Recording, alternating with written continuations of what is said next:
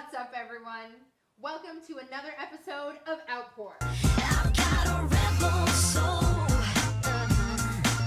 I've got a rebel soul.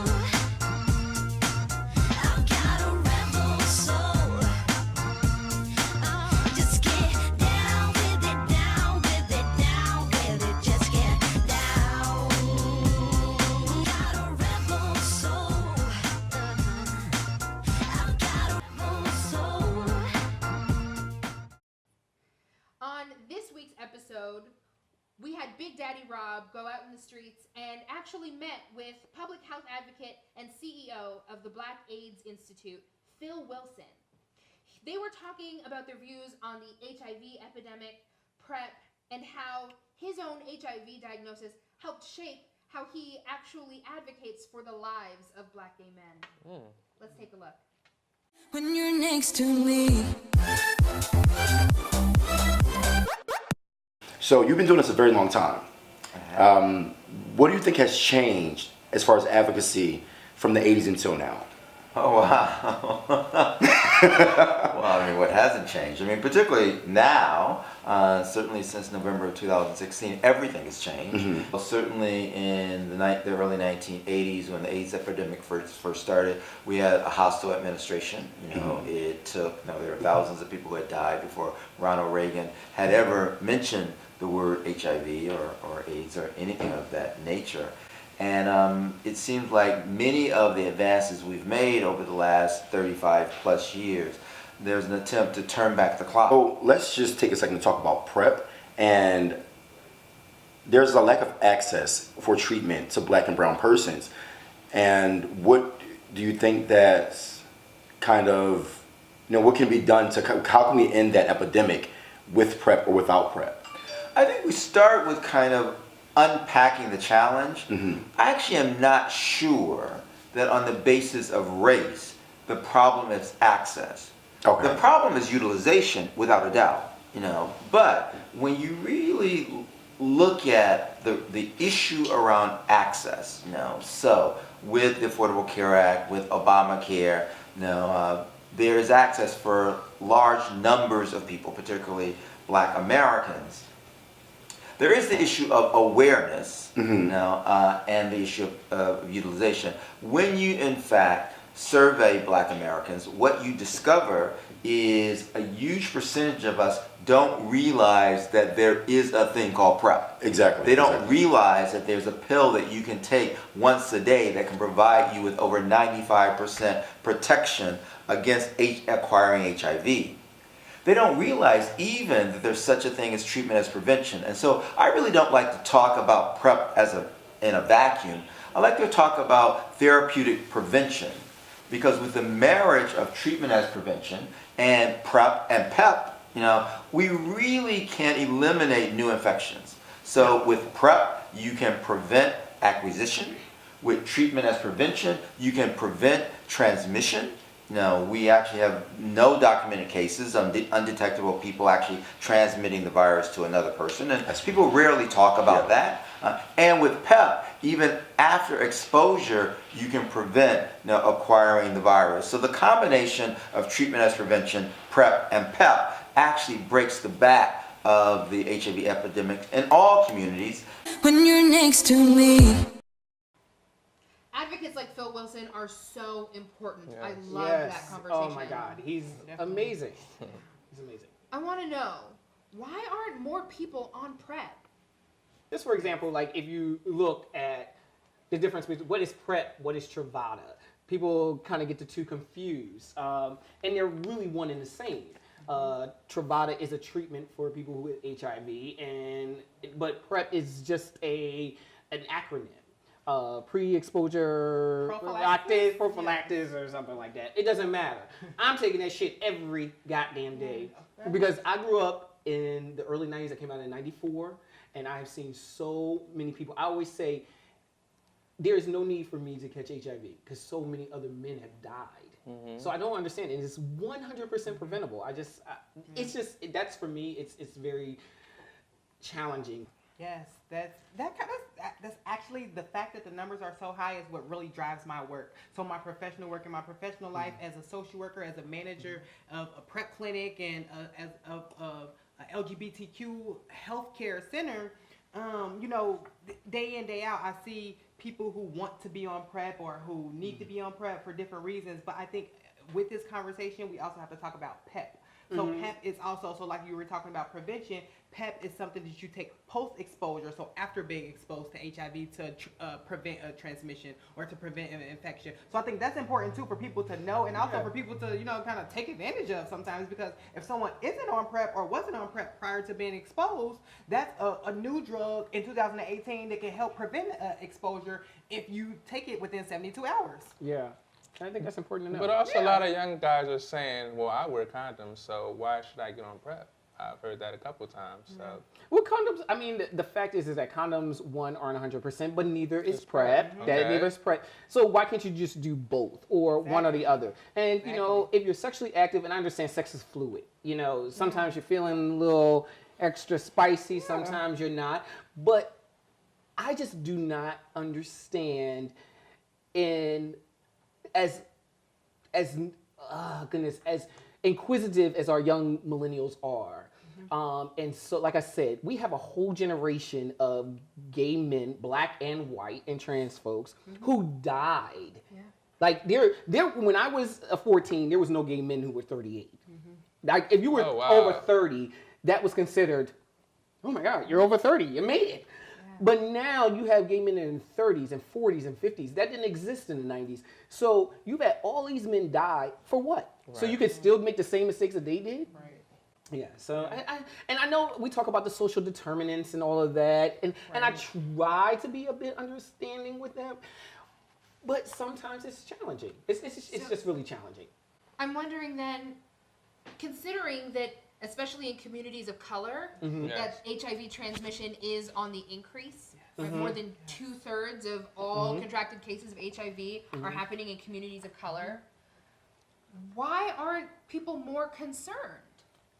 I think, I don't know, it's interesting that the last stat that you just talked about is kind of staggering. I think, especially when we're thinking about like the current trends, when I hear stats as if, you know, if the pace and the trends continue, 1 in 2 black MSM, black men who have sex with men will transmit HIV. You know, if the trends continue, or 1 in 4 black, or 1 in 4 Latino MSM will transmit HIV. If trends continue, like that's like super staggering. Like when I think about that, like these are my friends, these are my family members, like this is my community. So it's hard for me to like ignore it or to like turn a blind eye to like the fact that that's happening and going on. You're really quiet today. I feel like there's a story here. I met somebody who had it. I didn't know he had it. We were laying in bed naked, and I asked him, I said, I was telling him a story about somebody I wouldn't date that had it. So he told me, well, what if, oh man, he said, what if that's the reason why I didn't talk to you is because I have HIV? And I said, well, you need to stop playing because I know that's not the reason. And he said, no, Brahim, it really is. And I just stuck. But I really liked them, so and I the continued dick was good.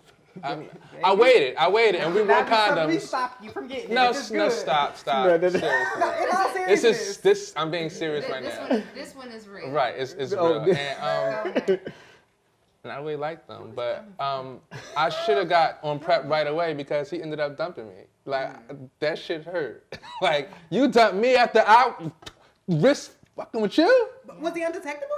No, but I didn't know, as we talked in the car, I didn't know what the difference was. Okay. I was so if he was undetectable, then that could have been his way of preventing it. So that's maybe... He dumped me. I don't care if he was undetectable. So now we focus on that. So What were you doing to keep yourself safe? Yeah. So you decided you were going to stay. What did you do to protect yourself? Condoms, about 5 or 4 at a time. I'm joking. That was about to be a Whole nother conversation. But can I add to this conversation? It's definitely a form of protection. So we are talking about treatment as prevention. So say for example, if you engaged in something with that person, the fact that they are on medication and if they are undetectable is a form of prevention. He did take precautions. He said, the last thing I want is for you, Brahim, to catch anything from me. So I was giving him head. He would snatch his penis out my mouth. So this is, I like that. No, I love that. I'm sorry. I didn't mean to cut you off. But it's so interesting that you said that he said that. Yeah. Because I've seen interviews with other folks who were positive, and they said HIV stops with me. You know, I have it, whatever, you know, if it's, you know, however they transmitted it, but I mean, however they got it, acquired it, but they said it stops with them. And it's so weird that you said that he said that. So that just shows his level of integrity too. It was, and I was shocked, but I really liked him, and I was surprised. We took a lot of precautions. Like, he wouldn't have sex right away. Not that I wanted to rush and have sex, but snatching his penis out my mouth, making sure he came inside the condom, making sure we didn't kiss. I don't think he was too aware of how you can catch it. I just know he was hurt by how he caught it, and he told me his life was over, and that he would only be using his little handheld butthole, I think it's called. What is it? It's a like a joystick, but you know. Like a joystick. Yeah. Like the little wow. thing. That was until he had mine. Then he stopped using it, but you know. Oh, But cool. it's like, I feel like that's sad. I like, because someone should not have to not engage or not do the things that they want to do that brings them pleasure and it makes them happy and due to something like that. You know, I think I'm all about, I feel like the fact that y'all were even talking and communicating and having a conversation. Oh my God, it's healthy and good. How would you want someone to disclose that information to you? Just Penny, like that. Let me tell you something. The minute, because I love talking about Jack, the minute they ask me, are you a top or a bottom? The minute the conversation of sex comes up, I ask them, what's your status? And I usually ask it in a sense or in a way where I'll make it seem like I'm positive. I will, just to create a safe space for them to share. I'll say, What does that sound like? would you date somebody who's positive? Ooh. So instantly they think that it's like a transference, like I'm talking about me. And they'll clearly say yes, or they'll say no, and they'll say, oh, well, it's okay because, you know, I'm positive. And they're like, are you positive? No. HIV equal. Have we ever heard of that? HIV equal? So you're tricking them, basically. No. I'm not tricking them. I just want to create a safe environment for them to share because I understand that there is a lot of stigma. And honey, I have dated plenty of girls taking this Truvada, honey. It does not bother me if you HIV positive What or if not. someone only shared with you because they thought that you were positive too? Well, hey, that's their fault. But see, I I mean, think that's that's where HIV equal comes in because Yeah. it's saying you're not positive or you're not negative. It's kind of like you're open to like whatever, either or. You know, and it kind of opens the pathway or opens the door to have that conversation about status and about, you know, whether someone is positive or And you negative. cannot be into black men or trans women of Right. color and not think you're not going to come in contact 1 in with 2 that. black MSM, 1 in 4 Latino MSM. Speaking of that, these this- are our community, these are our people. This year, every guy I've asked if they were HIV positive has told me yes. Every guy, I just stopped asking. Bitch, I'm one of It's out those here. don't ask, don't tell anymore. It's I out just- here. No, I ask and I do need you to tell. Please communicate. Just wear a Communicate, condom talk. and we're not gonna have a shit problem. That's just Yeah, I think need to stop. it's very challenging, and you know, I always say if HIV was like breast cancer, we wouldn't have some of the issues we have. Yeah. You know, a different demographic is affected by breast cancer, or you know, some of the more pop diseases I call you know that weren't. But as a sex therapist, I really have to say that all of this impacts all of us. Absolutely. Right? That if you are, even if you're not just, having sex with other men as a man, that we know that sexuality is fluid, and so people are having sex with all sorts of people. And I think that brings up the fact that different things work for different people. There's not one solution or one size fits all to prevent HIV. So for me, in my work, what I like to do is kind of revert back to like an HIV prevention toolkit that pretty much consists of different things that you can do or implement into your life, your relationship, or whatever to kind of maybe reduce or kind of limit, I guess, the ability of you transmitting HIV. And there's many things that consist of different strokes for different folks. So I have a scenario for you. Yeah. So a person who is dating people casually isn't really sure of their status and is having kind of anonymous hookups with people. Now, what would be an appropriate prevention plan for someone like that? Stay in bed and don't fuck anybody. Well, yes, abstinence probably Thank you, helps. Trump. Okay, Trump. Don't fuck with them. Just keep to yourself. Oh, you know how to. Oh, my God. that is really come on. crazy. Yeah. So abstinence is not enough for you. No. Absolutely not. Like, that's not real. Like, come on now. We have saw what abstinence only education has done just in our society. Like, that's the way that the American way. And this, as a result, this is where we are. This is why we're at this with the HIV epidemic and where we are right now. And let these people know PrEP is not birth control. You can't take, it's not, you're not going to catch it, right? Well, I take it like it's birth control. I take it all the time. And then you end up pregnant, then what? Baby. Mama's not ending up pregnant, honey. But I want to circle back because I really want for us to have some examples. Okay. You have your way. Yeah, I have my way asking. Talking with people and asking. I want to know about, for folks who are hooking up casually, how they might go about keeping themselves protected. And I think that that's a great question. She's- And that's something I come Well, into no. often. She's just basically saying how sluts are. I didn't take it like that. Let me tell you why. Don't slut Only shame. because- That's And not I, slut shame. and I know, and I didn't take it like that. And it's only because I deal with that so much. I see it all day, every day, Shadeen. I do, and I really do. And for me, I think it's individual. If a person who is having those type of behaviors told me that, then I would tell them, okay, what works for you? If you're not gonna take condoms, if you don't like condoms, if you don't like the feel of condoms, I'm not going to tell you to use condoms. That's a setup for failure. So what I'm gonna do is to maybe have you consider other options. I'm gonna make sure that you know how to properly put on condoms if you use them. If you don't, let's talk about lube. Do you use water-based lube? Do you use silicone-based lube? You're going to have all that talk before you have sex? No, it's my. Well, I ain't doing all that talking. No, but she a woman, so these women, they do all that Put chit a chat. dick in your mouth and go on about your day. Okay, I thought you were talking about a client. I didn't think you were talking about I- someone who I'm gonna engage with. Well, let's take it there. I actually was talking about you and your professional role. Okay. But let's take it there. It's so important for us to be talking about consent, and everyone says that communication is not sexy. But how do you determine what kind of experience you're gonna have? How do you engage with someone if you haven't spoken about it? Without talking. Oh, this is for the female. The female. Because men do not do that. No. No. You know what men do? They spread shit. Thank you. This is why we're right now. Like, seriously, like, talk. Like, this is why we're like, literally, like, but you're right though, and I love. No, we don't. don't do that. So You're right. what's gonna happen? What's happening is men will be like, let's chill. You good? You good? All right. What does that All mean? right.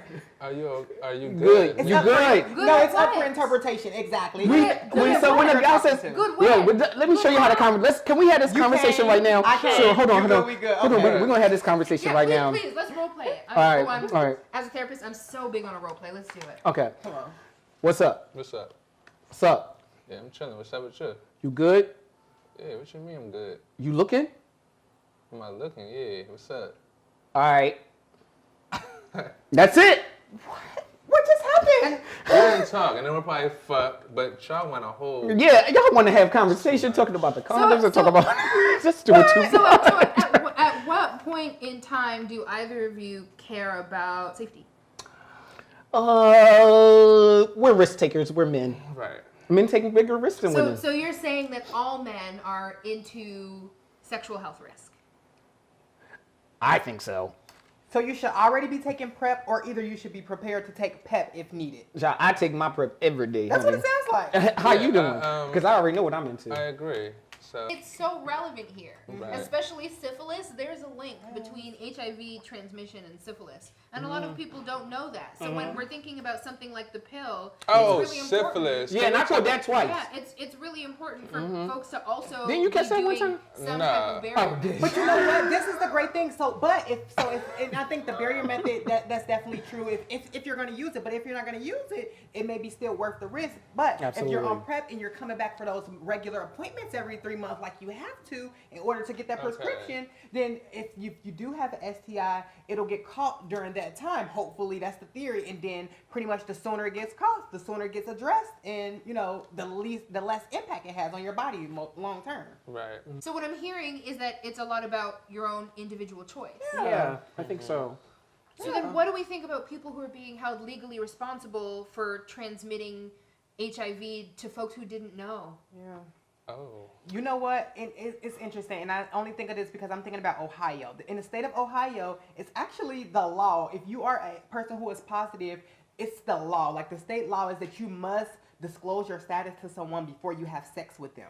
And to me, like that's like so crazy. Like what the heck? Like what the hell? Like that to me, I think that's freaking ridiculous. And the only reason why is because it's stigmatizing this disorder. There's no other there's disorder. Disease. Disease. But there's no other disease or there's no other condition that you are required and mandated by law to disclose to someone prior to engaging with them. So for me, that's the biggest thing. It's just like, what the hell? So that brings up Michael Johnson. I think that, that particular case has a lot of social constructs and, intersectionalities in it. I think race played an issue in that particular case. You have a young black man in rural white Midwest America.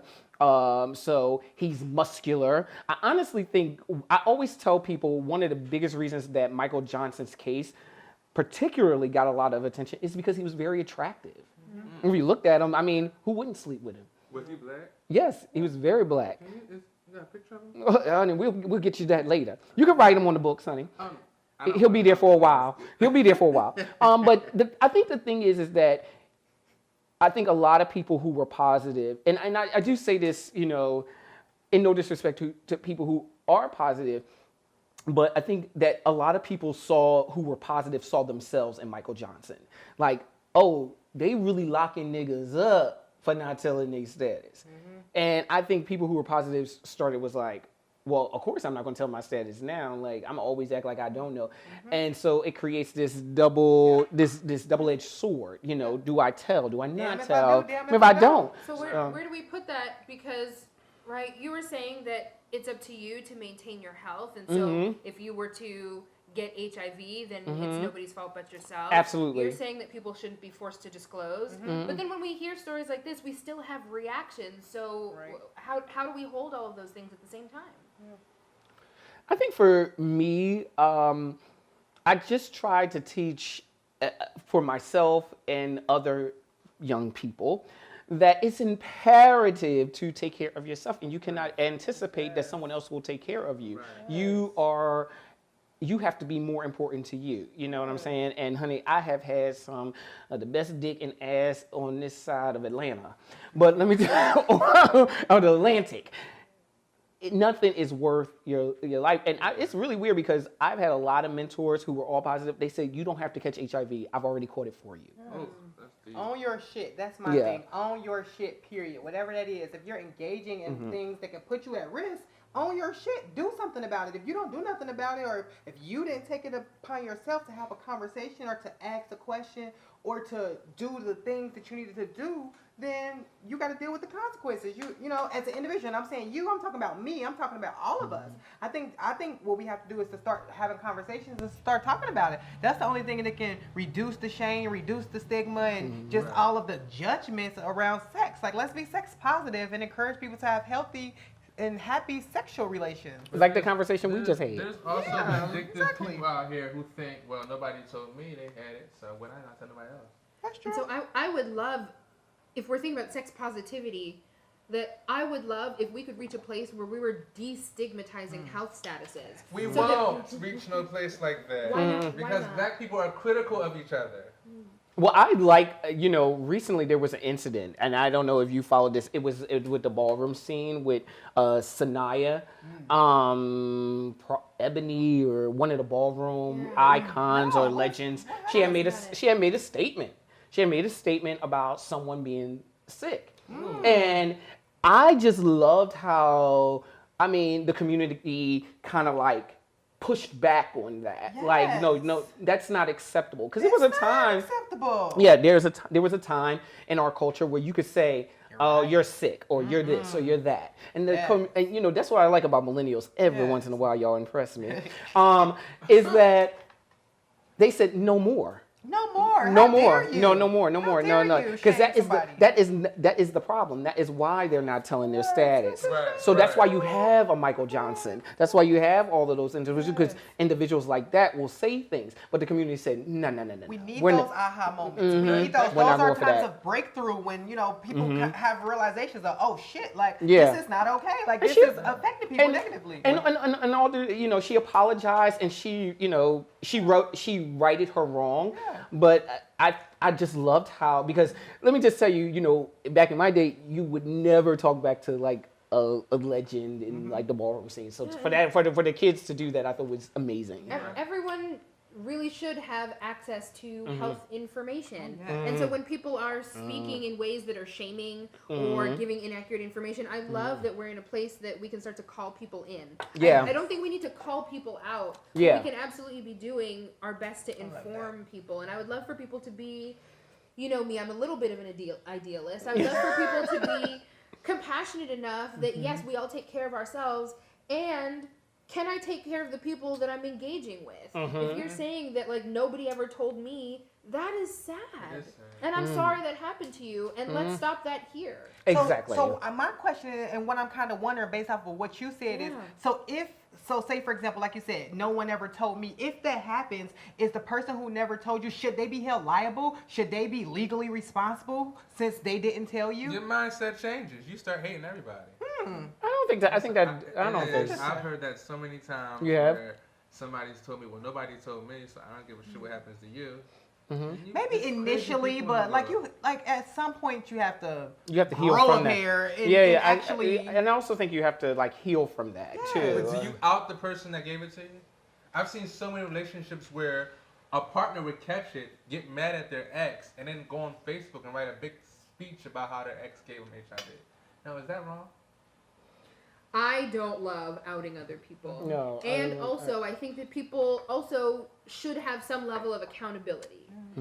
But should I don't know what that means for every single relationship. Right. And so a lot of the work that I do with people is really how to negotiate hard experiences in your relationships. And so sometimes it is about, you did something to me, and I feel like I need some level of restoration, that you are accountable to my experience now. And I don't think we really have that in sex yet. Yeah, and also I think that when people out people in that sense, it's more of a sugar rush.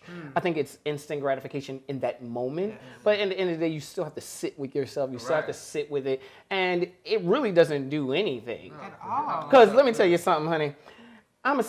Y'all broke up. He positive. If he's still cute, honey, most of the girls still gonna date him. So it don't really matter. You just Especially if his dick is big. how you doing? So how do people get more information? It's the truth. How do people learn more about PrEP and figure out what they need to do to keep themselves On safe? Jack, they have ads that pop up every time you hit somebody up, right? Or every time you block somebody, honey, they give you a nice little ad, honey. Not that you necessarily click it, you go to the next dick. But they do have ads that pop up.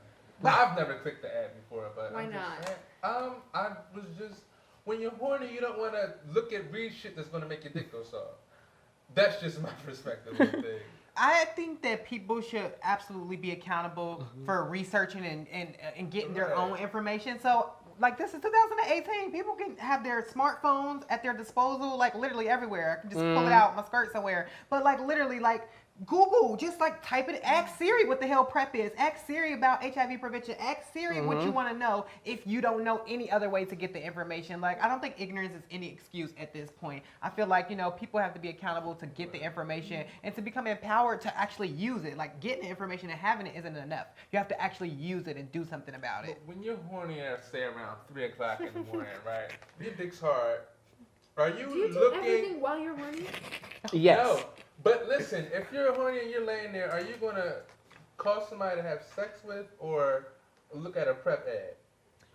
Well, if you're asking me, I find health sexy. I love Yes, good come on. condoms. Well, Health- I ain't got health- time health- for all that. health- Right, Just, again, exactly. You better have- then it goes back to women and why, I'm not going to do all of that, but I'm going to make sure I'm protected. Okay. I can't worry about that. If I'm really just looking for just a sexual experience, I'm going to find that sexual experience, but I'm going to make sure I am safe. I'm not going to necessarily. I have had so many sexual experiences. I didn't even know their names. Do you always use condoms? Well, A couple of videos, I didn't see any condoms. No, wait a minute. I'm trying to wake it up right here on Encore. No, I don't. I know I have not always used condoms, but because I'm on prep, and also because I am circumcised, I also tend to be the top. Okay. Then I feel like it's it's time. As I don't always necessarily feel a need to use condoms because of those three things. Right. But that doesn't do anything for your STI risk. Well, they got pills for that, honey. So as long as they have pills, I'm all right. Now, when they talk about we can't cure you for gonorrhea, I might be like, So what about these other ads? So there's ads on Jacked. I imagine there might be ads on other apps. What about things like Wrap It Up commercials or other kinds of advertisements that Child, they really need to talk wrap that about- shit up, honey. Oh. Let me tell you something. Wrap Because, it child, up. them kids ain't paying that shit no mind. Yeah. I think really what people want to know is how can I engage in sex and it still feels like it's not a hassle. So, like, this is why, when they talk about interventions with PrEP, like they're about to come out with the prepdouche and the prep. Are you serious? Yes, the prepdouche and the prep. Clinical trials are real. They got stuff up the and the pipeline. prep where you take it every 3 months. Those are things where I can see people and young men latching onto because it's not going to take away from the sexual experience. Right. So you just heard how we like to talk about sex. Now, the minute he brings up, like, uses the word condom, prep, that's going to be like, no, we're not going to do that. You understand? And that's what I was gonna say. I was gonna say in the same situation like y'all talked about, I would hope that someone has already done their research up until this point. So you have to you don't wait until the moment that you're horny or feeling it girl, you to must- then start to get prepared. No, that's the point of You prep must- is prepare. You need to be prepared ahead of time to get it done. You okay? You mess with Westphilly Trade. They know for ads. Baby. We've been out them parts. You're right. But what I'm saying is that if I'm on prep, then I will feel free to do whatever I want to do and know that whatever happens, I can deal with it based off of me having the information to take care of myself. I'm thinking about the people who don't know what they don't know. But I think ads, the problem with some of these ads, these pharmaceutical ads too, is that they don't even reflect the people that they really need to be on prep. I mean, they got a bunch of young white boys or a bunch of, it doesn't look like. And the Me. information is Yeah. and the information is also really confusing. Yeah. Right? People think, as you said earlier, people think that Truvada and PrEP are these wildly different things. Yeah, and also they I just saw an ad with Todrick Hall, which I love Todrick Hall. He's fabulous. But I mean, at the end of the day, the people who need PrEP don't necessarily watch Todrick Hall. Yeah. So why are you having Todrick Hall in the commercial? You know why? Because they really don't care. If you really cared about who was on PrEP, there are plenty of black gay folks that are celebrities. Why you ain't got T.S. Madison talking about PrEP? Why you ain't got? I mean, if you really want to get some motherfuckers on I PrEP, think you're onto something. if you really want to get some motherfuckers on PrEP, we know how to do it. They got motherfuckers who go to school, get doctorate degrees in marketing and shit like that. You telling me they really don't know how to get somebody on PrEP? You know something that's really But interesting? they know how to sell beer. That's a good point. You know something that's really interesting? I think it's interesting how within the trans community, it seems as if there's a lot of stigma around HIV, and not only HIV, but even specifically PrEP. A lot of trans women literally don't want to get on PrEP. They don't even want to talk about PrEP because they feel as if taking another medication may interact with hormones or other I was drugs thinking and that, stuff. right. Yeah, that's what people always assume that until they start to have conversations with professionals and people who work in the field, and they learn that there are no interactions with hormones in PrEP. So you can take both of them and they don't affect each other and you will be okay. But it's like once you get the information, then people know. But you know, so there are so many things that it's like really stigmatizing that's not helping this fight at all. So it's not just stigma about HIV. We actually have stigma around treatment. Yes, I definitely agree with You that. don't wanna. You're scared about who you're gonna see in the treatment center. Mm-hmm. You're nervous about how maybe the person that's giving you the needle is gonna judge you. Things like that. Yeah, So- I can see that. I could definitely It's a see lot of that. stigma with a lot of things. For me, I don't know. I'm gonna do it after this conversation with on PrEP. I'm gonna hit the way back up. There's nothing wrong with that. I'm not. And if you forget, Oh, PEP is always out there. Don't yes. forget. Yes. He might drop a heavy load in that condom, Just and it might saying. pull off. I take loads on the face, not the condom. Yeah. But I heard it's better to take it down the throat, if I'm not mistaken. No, only wine. Okay. Well, on that note, we had a really thoughtful and important conversation. Yes, I think so. And for people who want to get more information, I know, Imani, Aaron, that you do so much work in this field. Can you shout out some of the places where people might go or people that folks could contact to get more information about PrEP? Okay, so in regards to thinking about like what people can do or maybe somewhere that people can go if they want more information, there is. So there's a website, it's preplocator.org. Pretty much what that website does is it allows anyone to be able to find local PrEP providers in their area. So say for example, anywhere in the United States, you just put in your zip code and preplocator.org and pretty much all of the providers will come up. So I think that that's one place to start. So finding someone who's competent and who actually prescribes the medication. I think that's a good first step. That later. Yeah. Yeah, especially for LGBTQ Yes. people, people of color. We don't always have easy access to resources, so thank you so much for sharing that. It's my pleasure. And we also want to thank you for tuning in to another episode of Outpour. As always, we want to thank you for the outpour of love and support. See you next Let's week. see you.